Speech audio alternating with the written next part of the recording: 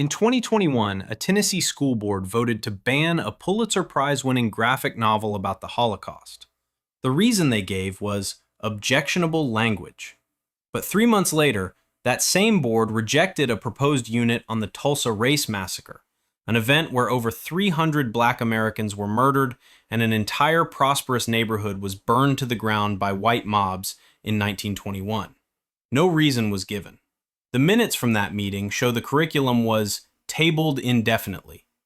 Across America, between 2021 and 2023, legislators introduced over 175 bills restricting how teachers can discuss race, racism, and American history. 42 of those bills became law. But this is not a new pattern. This is not a sudden cultural shift.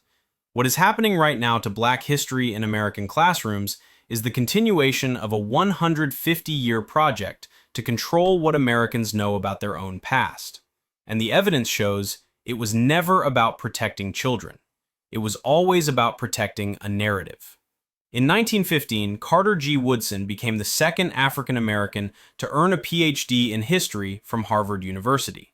He had spent years as a coal miner in West Virginia, working to pay for his education. When he examined the history textbooks used in American schools, he found something that enraged him. Black people appeared only as enslaved labor or as problems to be solved.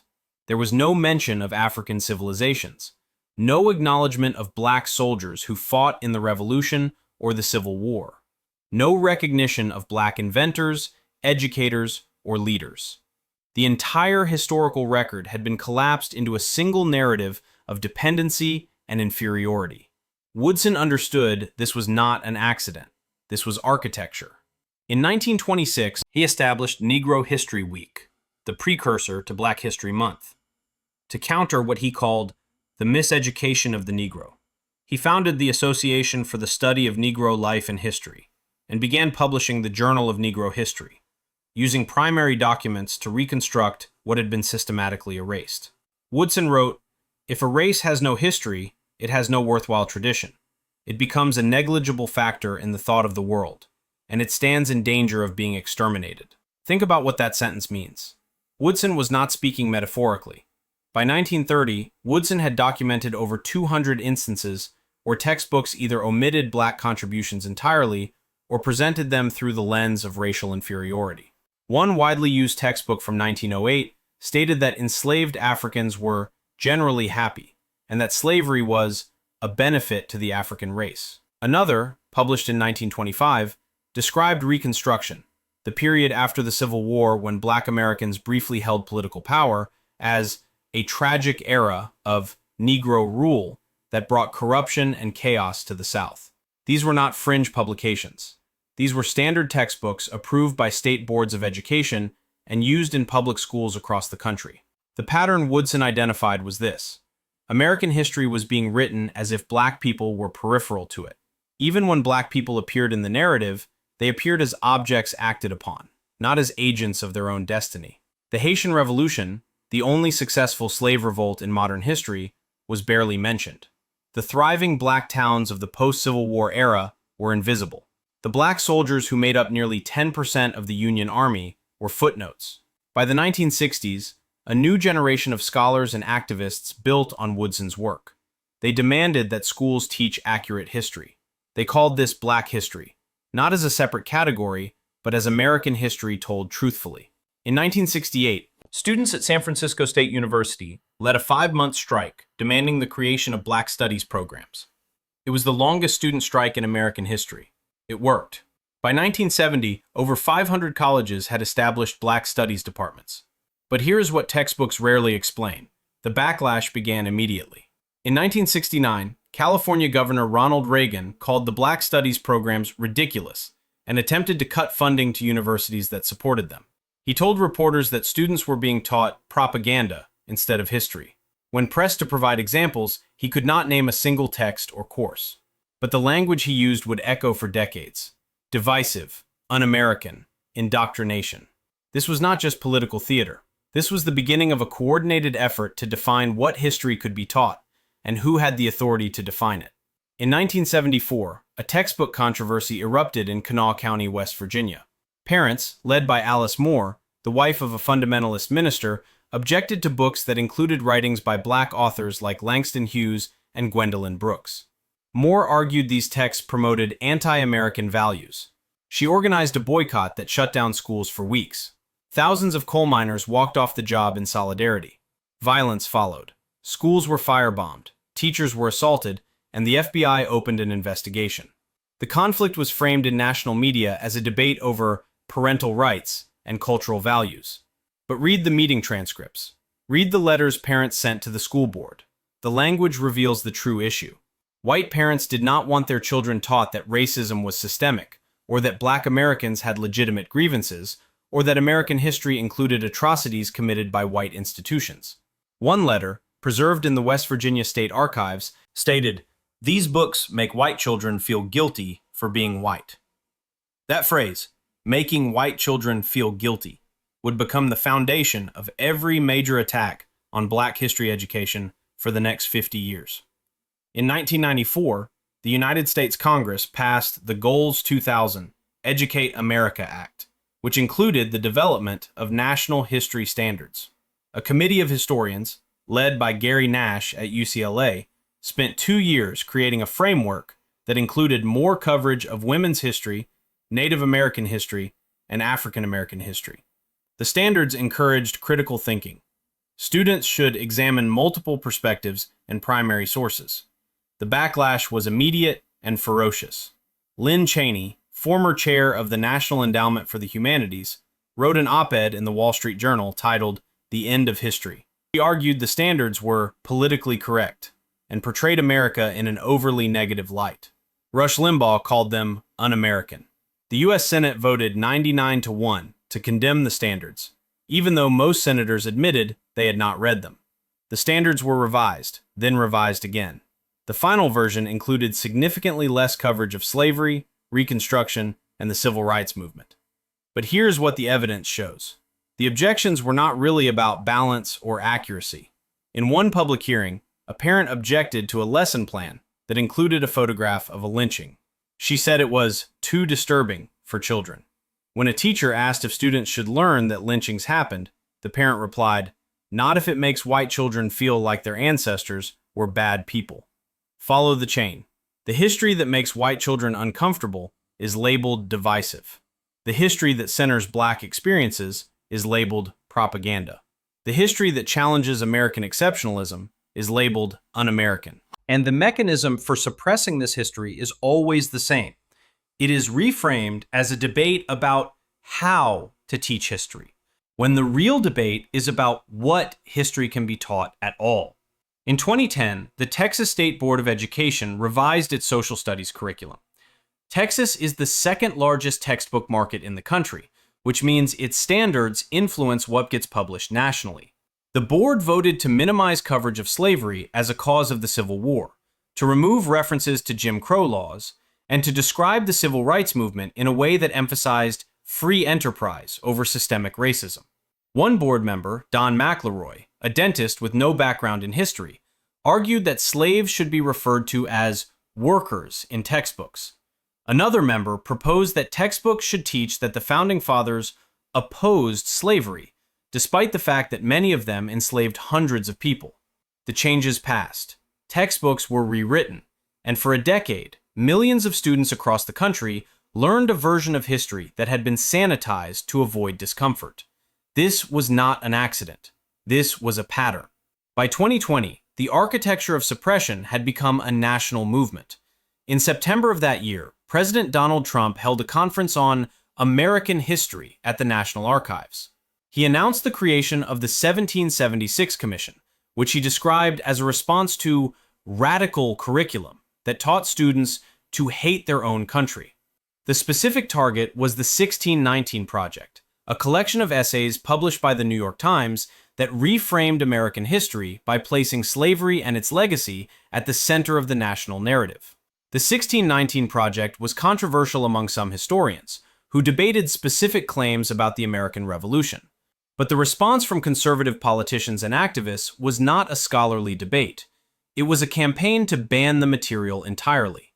Within 6 months, Republican legislators in at least 15 states introduced bills to prohibit the teaching of, quote, divisive concepts.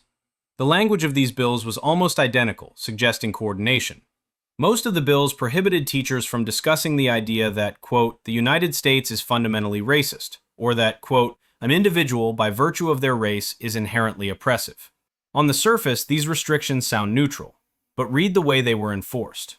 In Oklahoma, Senate Bill 1775 prohibited teaching that, quote, one race is inherently superior to another, or that, quote, an individual should feel discomfort, guilt, anguish, or any other form of psychological distress because of their race. Teachers interpreted this to mean they could not teach about slavery, Jim Crow, or segregation in a way that acknowledged systemic racism, because doing so might make white students, quote, uncomfortable. One Oklahoma teacher, who asked to remain anonymous, told journalists, I can't teach about Tulsa anymore. If I explain what happened, that white mobs destroyed a black neighborhood and killed hundreds of people, parents say I'm making their kids feel guilty. The Tulsa Race Massacre happened in Oklahoma. It is Oklahoma history. And teachers in Oklahoma were now afraid to teach it. In Texas, a school administrator advised teachers that, if they taught about the Holocaust, they should also provide materials that offered, quote, opposing perspectives. The statement was absurd, and the administrator later apologized, but it revealed the logical endpoint of this movement. Truth itself was being reframed as a matter of perspective. Between 2021 and 2023, at least 3,362 books were banned from school libraries nationwide, according to PEN America. 41% of those books dealt with race or racism. Another 22% dealt with LGBTQ+ themes. The overlap was significant. Many banned books told stories of Black LGBTQ+ individuals. The most banned book was Genderqueer by Maya Kobabe. But in the top 10, you also find The Bluest Eye by Toni Morrison, Beloved by Toni Morrison, and The Hate You Give by Angie Thomas, all books that center Black experiences. In one Florida school district, teachers were told to remove books from their classroom libraries or cover them with paper while the district reviewed them for compliance with new state laws. Photos circulated online, bookshelves wrapped in butcher paper as if the books themselves were dangerous. The language used to justify these bans was always the same: age inappropriate, divisive, obscene. But the pattern was clear. Books by Black authors, books about racism, books that challenged the narrative of American innocence. These were the books being removed.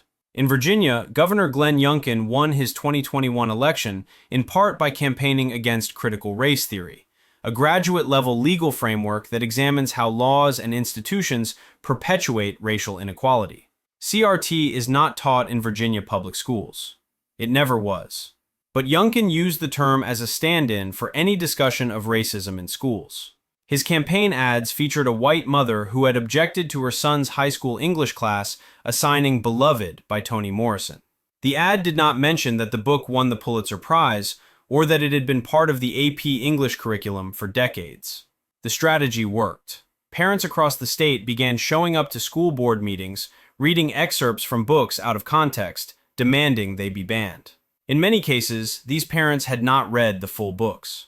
In some cases, they were organized by national conservative groups like Moms for Liberty, which provided scripts and talking points. Think about what this meant. The debate over Black history was no longer happening among historians.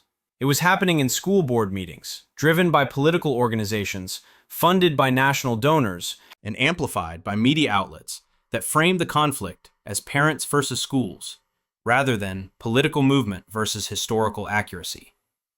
In 2022, Florida Governor Ron DeSantis signed the Stop Woke Act, which restricted how race could be discussed in schools and workplaces. The bill prohibited teaching that individuals bear responsibility for actions committed by members of their race in the past, or that they should feel guilt or anguish because of their race. On the surface, this sounds reasonable. No child should be told they are personally responsible for slavery. But that was never what was being taught.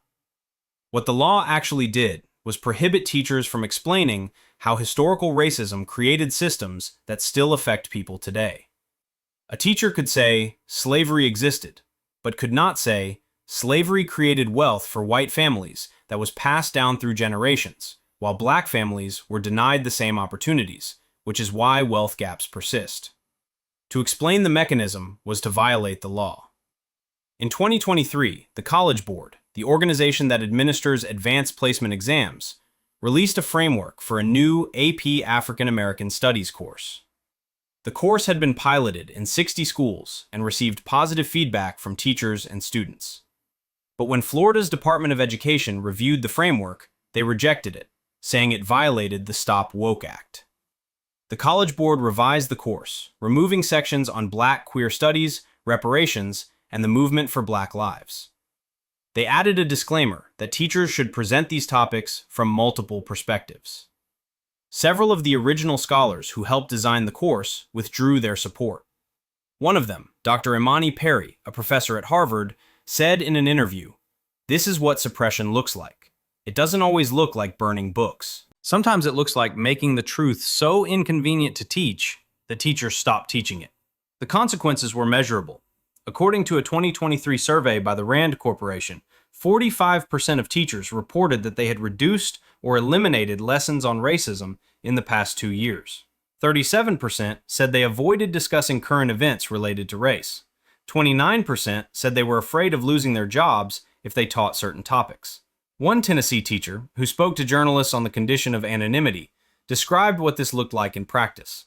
"I used to teach about redlining, how the federal government created maps that marked Black neighborhoods as hazardous for investment, which is why those neighborhoods still have fewer resources today. But now, if I teach that, I risk parents complaining that I'm teaching critical race theory.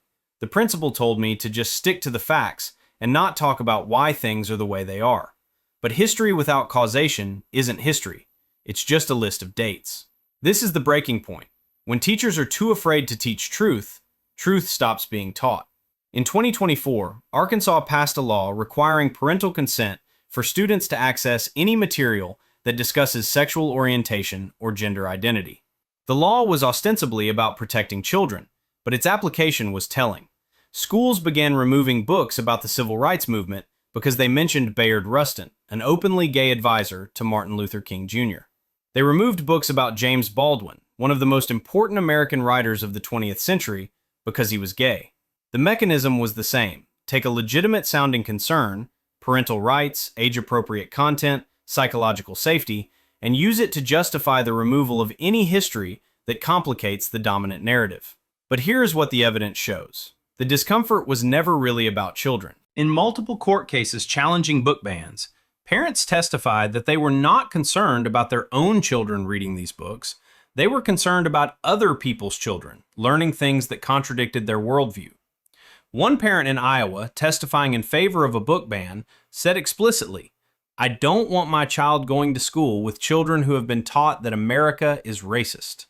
The pattern is now undeniable. For 150 years, every effort to teach accurate Black history in America has faced organized resistance.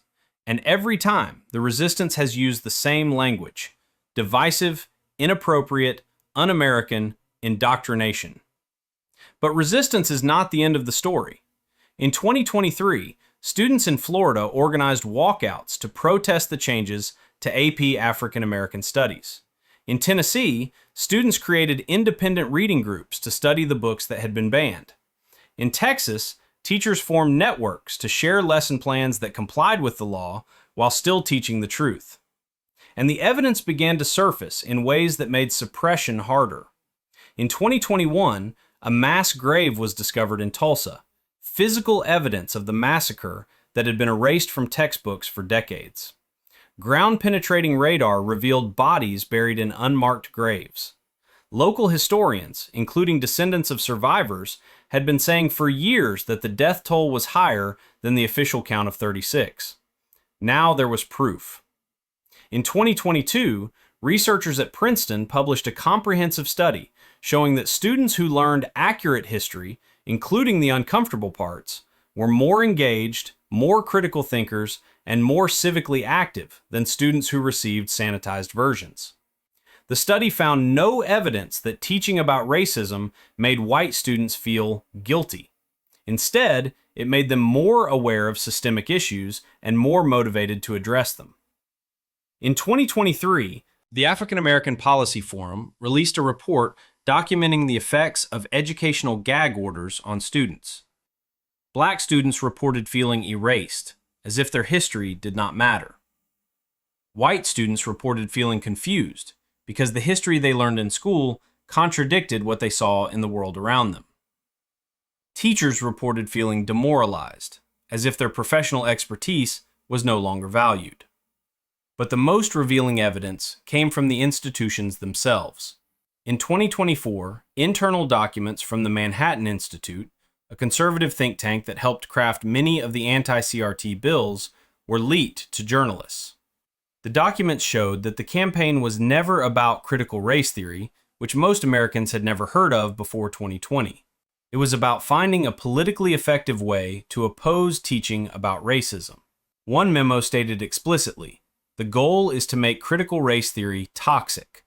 We need to associate it with everything people dislike about schools: political indoctrination, teachers' unions, low standards, so that even people who don't know what it means will oppose it." This was not a grassroots movement of concerned parents. This was a coordinated political strategy, funded by national organizations designed to control the historical narrative. And it is working. According to a 2024 survey by the Pew Research Center, 58% of Americans now say that schools are teaching too much about race and racism. But when asked to name specific examples, most respondents could not. The opposition was not based on what was actually being taught. It was based on a perception, carefully cultivated, that schools had become sites of liberal indoctrination. The legacy of this moment will depend on what happens next.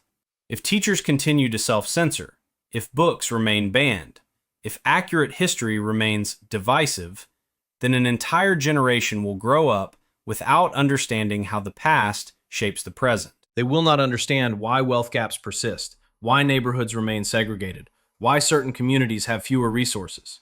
They will not have the tools to analyze systems, to recognize patterns, to imagine change. But if the resistance continues, if students keep demanding truth, if teachers keep finding ways to teach it, if historians keep producing evidence that cannot be ignored, then this moment will be remembered as another chapter in the long fight for historical accuracy. Carter G. Woodson wrote in 1933, "Those who have no record of what their forebears have accomplished lose the inspiration which comes from the teaching of biography and history." He was not talking about inspiration in an abstract sense. He was talking about the specific knowledge of what Black people had built, had fought for, had survived, knowledge that makes resistance possible. This is why Black history is under attack. Not because it is divisive, but because it is true. Not because it makes students uncomfortable, but because it makes power visible. Not because it undermines American ideals, but because it exposes the gap between those ideals and their application. The pattern repeats because the stakes remain the same. Who controls the past controls the future. And in America, that has always been a fight.